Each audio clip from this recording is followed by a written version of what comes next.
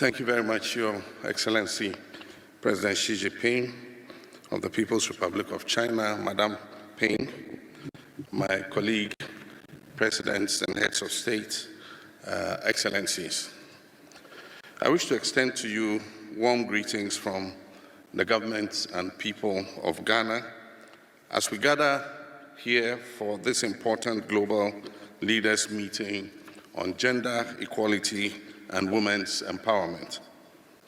This meeting presents an invaluable opportunity for us to reaffirm our shared commitment to advancing the rights of women and girls worldwide and to assess the progress that we have made under the Beijing Declaration and the Platform for Action. 30 years on, the promise of Beijing still endures, but it calls for a renewed urgency and purpose. The Beijing Declaration was never just a statement of intent. It was a moral covenant.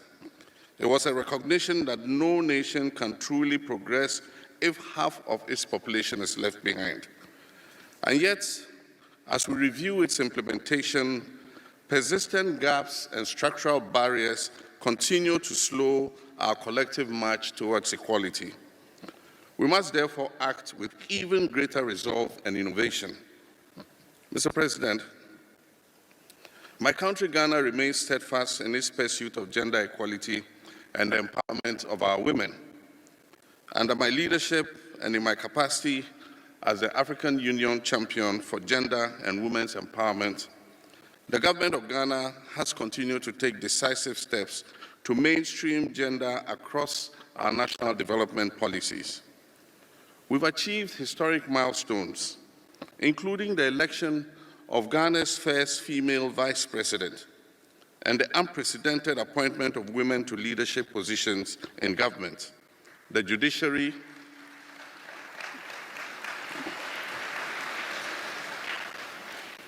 the security services, and key national institutions.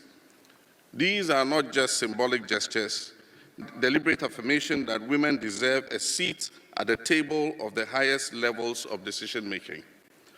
And I am confident that in the very near future, our women will break the glass ceiling and there will be a woman president of the Republic of Ghana. Mr. President, ladies and gentlemen, we've achieved gender parity in school enrollment. Girls are going to school and staying in school. Our commitment is further demonstrated by the robust institutional reforms and legal frameworks that are designed to protect the rights of our women and girls. We've strengthened critical agencies, including the Ministry of Gender, Children, and Social Protection, the Domestic Violence and Victim Support Unit of the Ghana Police Service, the Domestic Violence Secretariat, and the Specialized Domestic Violence Courts.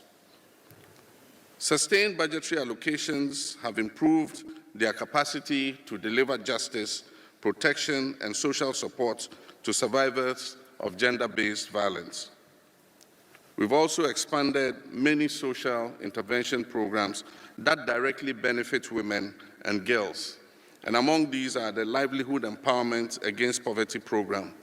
And as part of this policy, we target female-headed households. The Ghana School Feeding Program, which sources food locally and improves nutrition and school retention, especially for girls.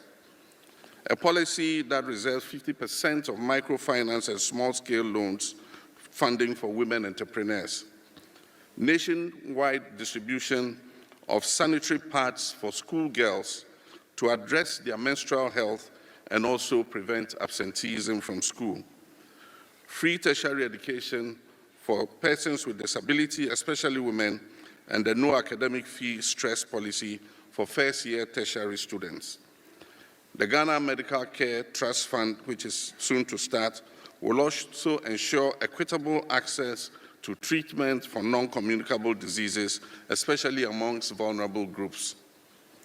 Mr. President, these interventions are anchored in a strong legal and policy framework.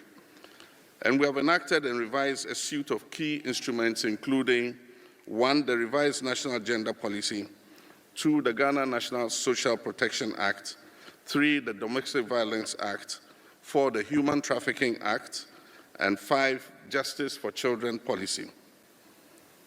And also recently, Ghana's Affirmative Action Act mandates a minimum of 30% female representation in public appointments by the end of 2026, 35% by the end of 2028, and increasing to 50% of public appointments for women by the year 2030.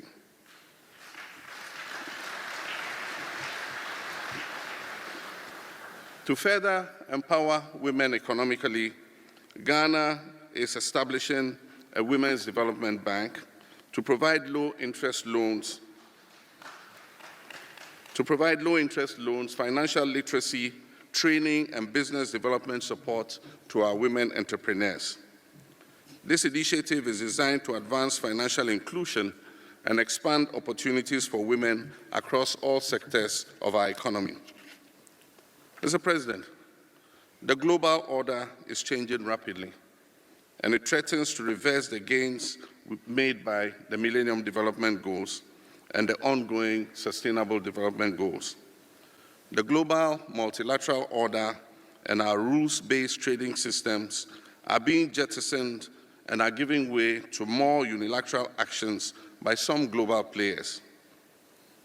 In this unpredictable environment, we need to focus on safeguarding the gains made by our women and other vulnerable groups since the Beijing Conference 30 years ago. The African woman is particularly vulnerable, and I wish to use this platform to call on my colleague African leaders to focus on the welfare and empowerment of African women.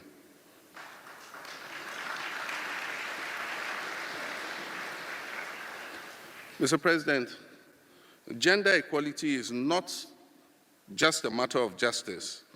It is a driver of sustainable development. When women thrive, families prosper, communities are stronger, and nations progress. Our experience in Ghana confirms that investing in women yields measurable dividends in terms of productivity, innovation, and social cohesion. And so as we look to Beijing plus 30, I call on all governments and partners to move beyond platitudes and commit towards transformative action. Let us ensure that this milestone becomes a turning point, one that accelerates the realization of gender equality and women's empowerment all over the world. Together, we can make the next decade one of bold progress and shared prosperity for women and girls worldwide. I appreciate your kind attention.